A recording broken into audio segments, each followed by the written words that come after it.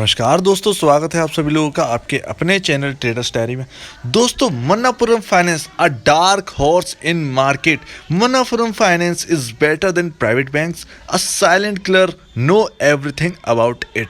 तो दोस्तों, मैंने ये लाइंस क्यों लिखी हैं? क्योंकि अगर आपको मन्नापुरम फाइनेंस के बारे में नहीं पता है तो आपको जान लेना काफ़ी ज़्यादा ज़रूरी है।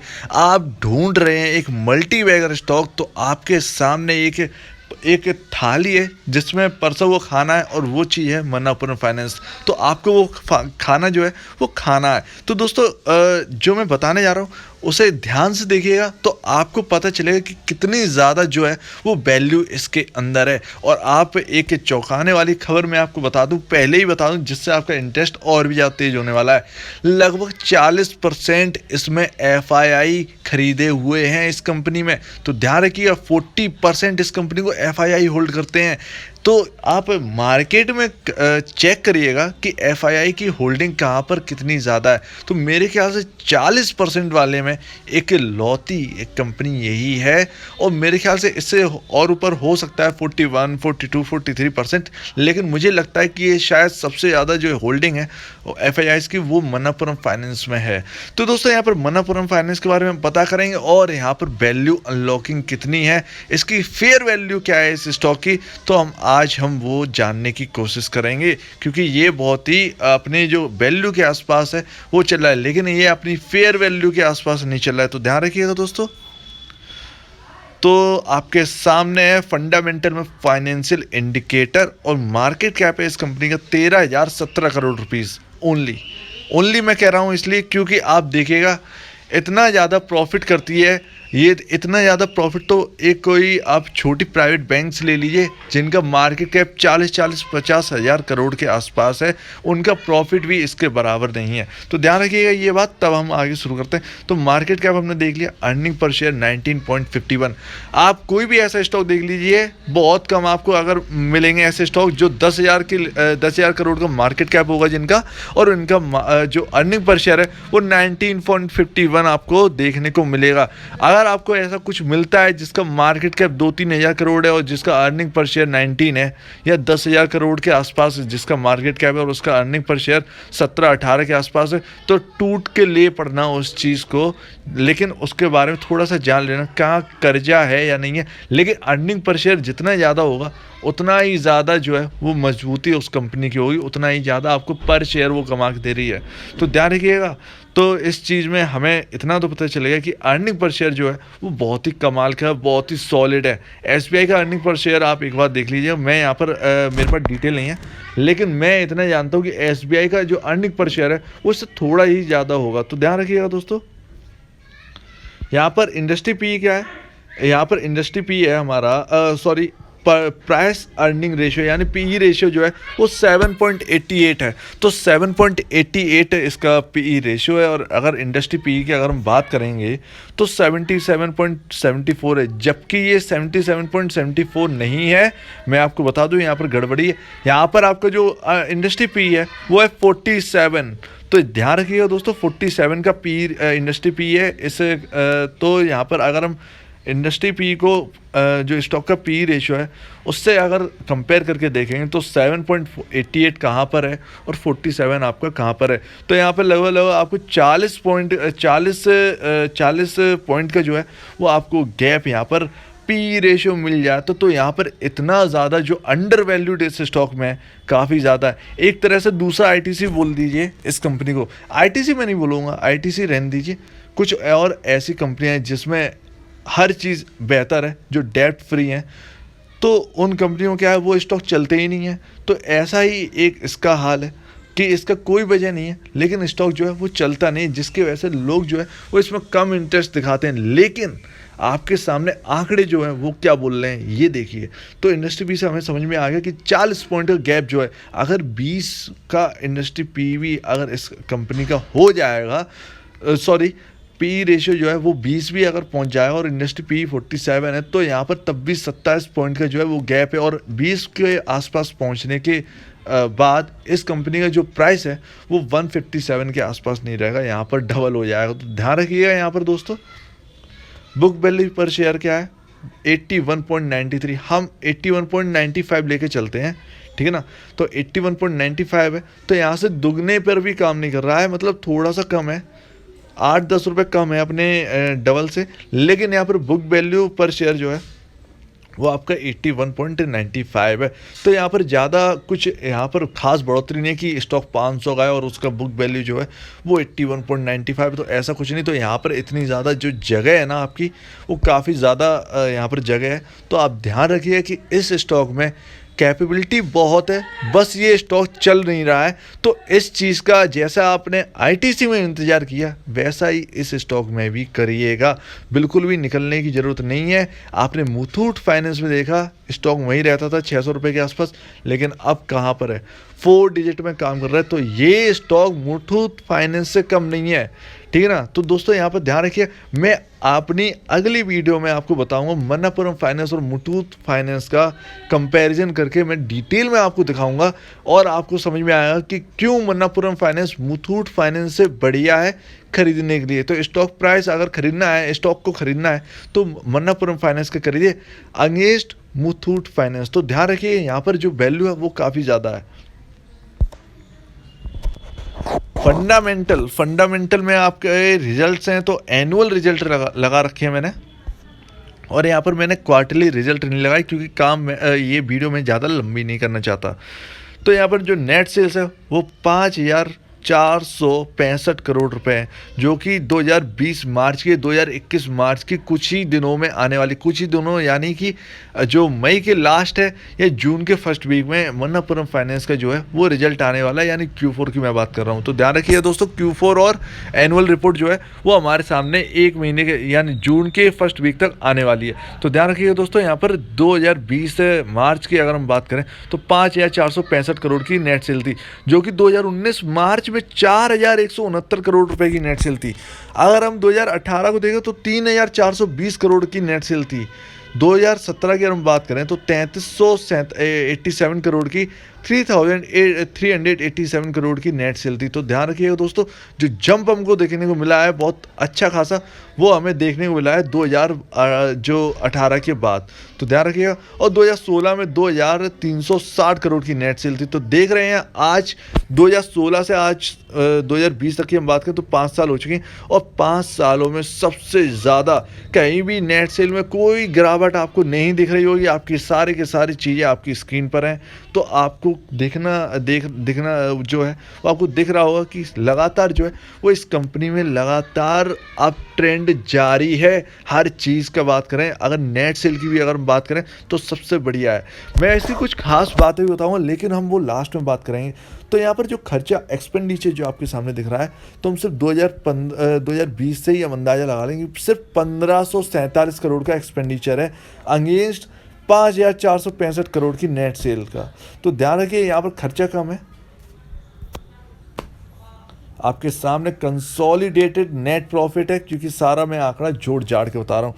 2020 में सबसे ज़्यादा प्रॉफिट किया है 2020 मार्च में, और 2021 मार्च का जो रिजल्ट आने वाला है वो भी इतना भयंकर आने वाला है कि आप सोच ही नहीं सकते। 2020 के आंकड़े टूटने वाले हैं, जहाँ तक पूरा अनुमान है कि 2020 के आंकड़े जो है वो टूटने वाले हैं पूरी तरह से। तो ध्यान रखिए दोस्तों, यहाँ पर जो प्रॉफिट है वो 1,447 करोड़ रुपए का है। 1,468 करोड़ रुपीज़ अगर हम मान लें तो कोई भी बुरी बात नहीं है। तो 1,468 करोड़ का यहाँ पर नेट प्रॉफिट है।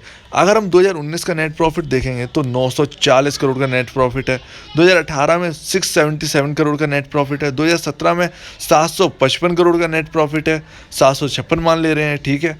तो 2016 में अगर हम बात करें तो 353 करोड़ का नेट प्रॉफिट था। अर्निंग पर शेयर हर साल बढ़ा है, सिर्फ 2018 में 0.94 कम हुआ है, लेकिन उसके बाद देखिए 11 और आज खड़ा है 17.37 पे, लेकिन 19 पॉइंट जो भी आपको मैंने पिछली बार दिखाया था, जो पी रेशियो जो पीछे हमने देखा, तो वही आपका जो पी रेशियो है वो रियल का है। तो ध्यान रखिएगा कि ऐसी कंपनी को आप मिस आउट मत करिएगा। आपको इस कंपनी में बने रहना है, आपको छोड़ना नहीं है। अगर कोई नई बाइंग करना चाहता है तो बिल्कुल बेझिझक इसे बाय करिए, क्योंकि मैं आपको इसका बिजनेस मॉडल भी बताने वाला हूँ, जहाँ तक कि आपको पता होगा, लेकिन मैं आपको कुछ इंटरेस्टिंग बातें बताने वाला हूँ जो कि बैंक और मन्नापुरम फाइनेंस को बिल्कुल अलग कर देती है। अगर एसेट की बात करें तो यहाँ पर हमने मार्केट कैप देखा 13,000 करोड़ का मार्केट कैप है, लेकिन इनके पास असेट्स जो हैं वो 28,849 करोड़ 850 करोड़ के असेट्स ही हैं इनके पास। तो ध्यान रखिए काफ़ी ज़्यादा जो अंडर वैल्यूड है ना, वो काफ़ी अंडर परफॉर्मेंस जो है वो इस स्टॉक में दिखी है। ये स्टॉक चलता नहीं था, सबसे बड़ी बात तो ये है, लेकिन जब हमने देखा कि कुछ ऐसे स्टॉक हैं, आप L&T का देख लीजिए, चलता नहीं था लेकिन जब चला तो धुआंधार चला। रिलायंस कई सालों से नहीं चला था लेकिन जब चला तो धुआंधार चला। तो वैसा ही हिसाब मुझे लगता है कि मनप्पुरम फाइनेंस में भी आपको देखने को मिलेगा। जहाँ तक बात है प्रमोटर होल्डिंग की, तो आपके सामने पैटर्न जो है वो 2021 मार्च का रखा हुआ है, जो कि काफ़ी ज़्यादा डार्क कलर से नीले कलर का आपको दिख रहा होगा लास्ट में। ध्यान रखिए स्क्रीन के लास्ट में आपको दिख रहा होगा। 34.99% इस कंपनी में होल्ड करते हैं, जो कि 35% होल्ड करते थे, लेकिन 34.99 तो 0.01% यहाँ पर प्रमोटर ने हिस्सा घटाया, जो कि कोई बड़ा इशू नहीं है, ध्यान रखिएगा। पब्लिक में 65.01% इस कंपनी पब्लिक होल्ड करती है, और FII जो कि मैंने आपको बताया था कि 40% के आसपास है, 38.58% होल्ड करते हैं। अब आप कहेंगे कि 2021 मार्च में 38.58% होल्ड करते हैं, लेकिन 2020 दिसंबर का अगर हम देखें तो 39.53% इस कंपनी में होल्ड करते थे। तो भैया ऐसा है कि इस कंपनी में क्या कई कंपनी में ऐसा आपको देखने को मिल जाए, क्योंकि हमारे यहाँ इंडिया में स्टार्ट हुई है कोविड की सेकेंड लहर की बात करें तो सेकंड जो फेज़ है वो हमने देखा कोविड का, जिसकी वजह से FII आप जानते हैं लगातार पैसा निकाल रहे हैं, और वो कोई भी कंपनी ऐसे छोड़ नहीं रहे। तो जहाँ पर उनको मुनाफा है वो वहाँ पर बांध रहे हैं। तो यहाँ पर वैसा ही सीन है, यहाँ पर जो यहाँ पर हिस्सेदारी घटी है वो सिर्फ कोविड के रिलेटेड ही होगी, क्योंकि इस कंपनी में ऐसी कोई गंदी बात है ही नहीं जिसकी वजह से FII इस कंपनी में हिस्सा काटें या प्रमोटर इस कंपनी में हिस्सा काटें। तो ध्यान रखिएगा। DII मैं उनमें मानते नहीं हूँ, जहाँ पर एक वैल्यू वाला स्टॉक होता है वहाँ पर ये कभी मिल ही नहीं सकते। तो DII 8.88% इस कंपनी में होल्ड करते हैं, लेकिन ये आंकड़ा और भी ज़्यादा होता तो और भी ज़्यादा मज़ा आता, क्योंकि इंडिया के हम मानते हैं भाई DII हमारे इंडियंस हैं, ध्यान रखिएगा। नॉन इंस्टीट्यूशनल रिटेल इन्वेस्टर 17.55% इस कंपनी में होल्ड करते हैं शेयर्स। तो ध्यान रखिएगा दोस्तों, यहाँ पर रिटेल इन्वेस्टर जो है वो बना हुआ है। अब ऐसा शेयर होल्डर में कोई बड़ा नाम ऐसा कोई भी ऐसा आपको जो है सॉरी मैं यहाँ पर गलत लाइन बोल गया, यहाँ पर ऐसा कोई नाम नहीं बचा जिसका नाम इस कंपनी से जुड़ा ना हो, जो कि बड़े बड़े नाम इस कंपनी में जुड़े हुए हैं।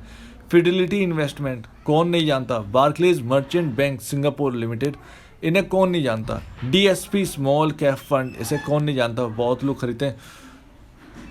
तो यहाँ पर क्विंग एक्विजिशन नाम से यहाँ पर FPI यानी फॉरेन पोर्टफोलियो इन्वेस्टर, तो यहाँ पर ये इस कंपनी में सबसे ज़्यादा 9.9% इस कंपनी में होल्ड करते हैं। तो ध्यान रखिएगा दोस्तों 9.9% इस कंपनी में क्विनैग एक्विजिशन नाम से इस कंपनी है, जो कि इस कंपनी में फॉरेन पोर्टफोलियो की है, और वो इस कंपनी में होल्ड करते हैं 9.9%। और आपके सामने म्यूचुअल फंड के आपके सामने तो DSP बहुत ज़्यादा इस कंपनी में इन्वेस्ट कर रखा है। तो DSP mid cap fund 340 crore रुपए इस कंपनी में इन्वेस्ट कर रखे हैं। DSP small cap fund 160 crore रुपए इस कंपनी में लगा रखे हैं। DSP tax saver fund 132 crore रुपए इस कंपनी में लगा रखे हैं। तो ध्यान रखिएगा कि यहाँ पर सभी इन्वेस्टेड हैं, और अगर आप नहीं हैं तो आपके पास अभी भी वक्त है कि इस शेयर को 152, 153, 155 के लेवल्स पर खरीद के आप रख लें। ये आपका अंडर वैल्यूड काफ़ी ज़्यादा स्टॉक है, ये आपको वैल्यू देगा। तो ध्यान रखिएगा दोस्तों, पूरी संभावनाएं जो है वो मल्टी बैगर की बनती जा रही। तो यहाँ पर आपको जो है वो काफ़ी ज़्यादा रिटर्न आपको मिल सकते हैं, ध्यान रखिएगा दोस्तों। अब 18 सितंबर के 2020 की हम बात करें, काफ़ी दूर की बात है लेकिन ये लेटेस्ट है, ध्यान रखिए। वैनगार्ड इस कंपनी में जुड़े हुए हैं, इन्होंने 161 रुपये 52 पैसे पर 57,36,216 करोड़ 216 की क्वांटिटी जो है 57 लाख की क्वांटिटी खरीदी है इस शेयर की 161 रुपये 52 पैसे के भाव पर। तो ध्यान रखिए दोस्तों, ये इस चीज़ को ध्यान रखिएगा। और आपके सामने ऑप्शन चेन है, और ये 27 मई तक का डिटेल है आपके सामने, और मैं इससे बताने वाला हूँ कहाँ पर सपोर्ट है और कहाँ पर रेजिस्टेंस है। तो यहाँ पर जो कॉल है वो मैंने यहाँ पर रेजिस्टेंस का आपके सामने लगा रखा है। तो 160 रुपये पर 24,84,000 जो कॉल्स हैं वो यहाँ पर खड़ी हैं। तो सबसे बड़ा जो रेजिस्टेंस है वो 160 है, ठीक है ना। तो यहाँ पर जाकर स्टॉक में बार बार सेलिंग आ जाती है। तो ध्यान रखिए दोस्तों, अगर 160 पार करता है तो आपको बल्ले बल्ले हैं। तो यहाँ पर काफ़ी ज़्यादा जो पैसा है वो आपको बना कर देने वाला है ये स्टॉक। पुट यानी यहाँ पर आपका बेस कहाँ पर है, यानी आपका सपोर्ट जो है वो कहाँ पर है, तो 140 में सबसे ज़्यादा पोजीशन है, ध्यान रखिएगा 140 में सबसे ज़्यादा पोजीशन है। लेकिन उससे पहले 160 में और बीच में आपके 150 रुपये पर सबसे ज़्यादा जो है बेस सबसे ज़्यादा है। तो मैं आपको 3 लेवल बताता हूँ, इतनी ज़्यादा गिरावट नहीं आने वाली है बिना वजह, क्योंकि आप बिजनेस मॉडल जानेंगे तो आपको समझ में आएगा कि हर गिरावट इसमें एक अपॉर्चुनिटी है। तो ध्यान रखिएगा। तो पहला जो सपोर्ट है, जिस लेवल पे अभी ये स्टॉक चल रहा है, तो उस हिसाब से पहला जो सपोर्ट है वो 150 पर आपको पहला सपोर्ट मिलेगा, जहाँ से आपको बार बार बाइंग देखने को मिलेगी। अगर 150 से खुदा न खास्ता मार्केट में कुछ बुरा होता है और आपका ये स्टॉक 150 का लेवल तोड़ता है, तो दूसरा लेवल है 145 रुपये का। तो आपको 145 रुपये पर सपोर्ट है। तो उसके बाद अगर 145 भी अगर टूट जाता है तो 140 रुपये सबसे बड़ा सपोर्ट है, जो कि नहीं आने वाला है। ध्यान रखिए 140 का लेवल बहुत ही ज़्यादा मुश्किल है।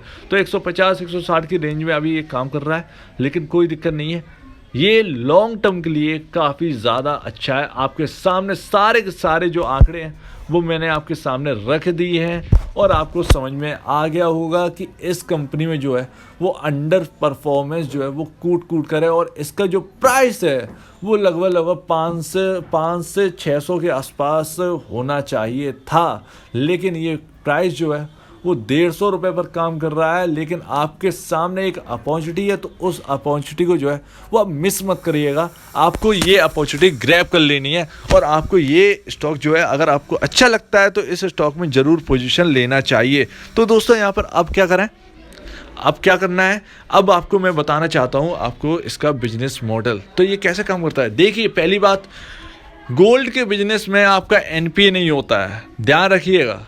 जो भी है मनापुरम है या अगर हम और किसी की बात करते हैं, मनापुरम है और मुथूट फाइनेंस है या कोई भी है A to Z, तो उन बिजनेस में एनपीए होने का डर नहीं है। देखिए, कर्ज देते हैं सोना रख के, ध्यान रखिएगा, कर्ज देते हैं सोना रख के, और सोने की जो वैल्यू है वो एकदम डाउन नहीं होती है। तो ध्यान रखिए, 50,000 सोना चल रहा है तो वैल्यू जो है वो सोने की बढ़नी है।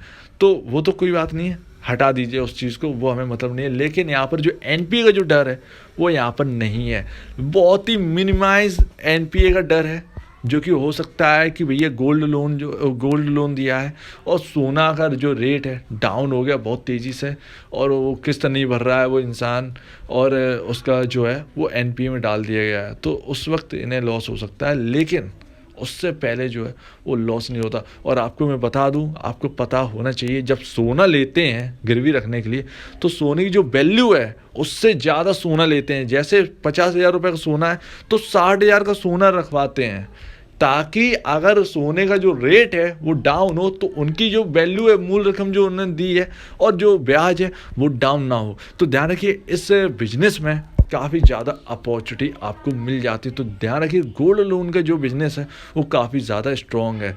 तो इसी वजह से गोल्ड लोन की वजह से बाकी जो बैंक्स हैं वो गोल्ड लोन अपना देना स्टार्ट कर दिए, लेकिन जो मेन है वो मनापुरम फाइनेंस है, मुथूट फाइनेंस है आपके सामने। तो ध्यान रखिएगा, सोने की कंपनी खरीदिएगा, सोने की जो लोन रखते हैं उनकी कंपनी खरीदिएगा, इंस्टेड ऑफ ये आप जो प्राइवेट बैंक्स खरीदते हैं। जैसे अगर मैं बात कर दूं, अगर जो परफॉर्मेंस की बात है, जैसे मैं नाम यहाँ पर क्या लूँ ऐसा, लेकिन मैं अगर कहूँ कि अगर जो हमारी सरकारी बैंक्स हैं या जो हमारे सामने जो जैसे कहा जाता है अगला HDFC है तो IDFC फर्स्ट बैंक है, उसमें भी गोल्ड लोन का है। लेकिन अगर कंपेयर करेंगे IDFC फर्स्ट बैंक से और मनापुरम फाइनेंस को, तो आपको जो वैल्यू है वो सबसे ज़्यादा अगर आपको मिलेगी तो आपको यहाँ पर मिलेगी।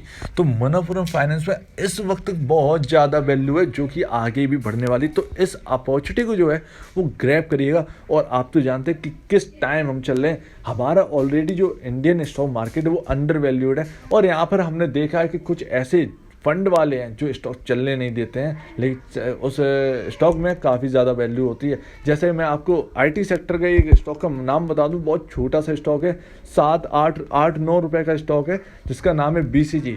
बीसीजी पर काफ़ी ज़्यादा पकड़ है।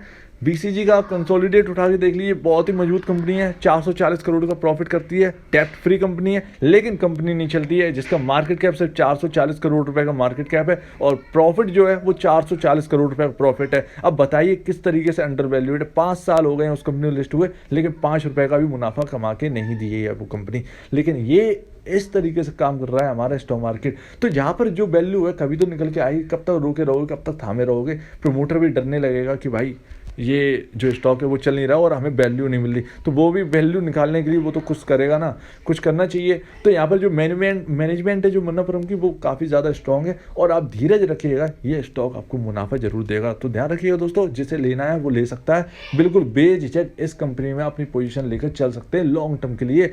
और यहाँ पर अगर हम बात करें कि इसका मार्केट कैप रियल में कितना होना चाहिए, तो मार्केट कैप जो है वो 30 से 40 हज़ार करोड़ के आसपास होना चाहिए था। आप कहेंगे 50,000 करोड़ का तो मार्केट कैप मुथूट फाइनेंस का है, लेकिन मुथूट फाइनेंस से ये इतना कम नहीं है जितना आप कह रहे हैं। मुथूट फाइनेंस की जो सेल है वो 8,000 करोड़ है, लेकिन इनकी अगर सेल की हम बात करें तो 5,500 करोड़ है, जो कि हमने अभी देख ली है। तो ज़्यादा डिफरेंस नहीं है, प्रॉफिट का भी आंकड़ा वही है। तो हम उस चीज़ के लिए एक वीडियो बनाएंगे, उसमें मैं आपको समझाऊंगा कि किस तरीके से मुथूट फाइनेंस और मन्नापुरम फाइनेंस का कंपेरिजन करके देखेंगे। लेकिन यहाँ पर जो है वो हमें समझ में आ चुका है कि अंडर परफॉर्मेंस जो है वो उसे हमें एब्जॉर्ब करना है, उसे हमें देखना है। तो ध्यान रखिए दोस्तों। तो अगर आपको ये वीडियो अच्छी लगे तो लाइक करिएगा और चैनल को सब्सक्राइब करिएगा। अब दीजिए मुझे इजाज़त। वीडियो देखने के लिए बहुत बहुत धन्यवाद दोस्तों।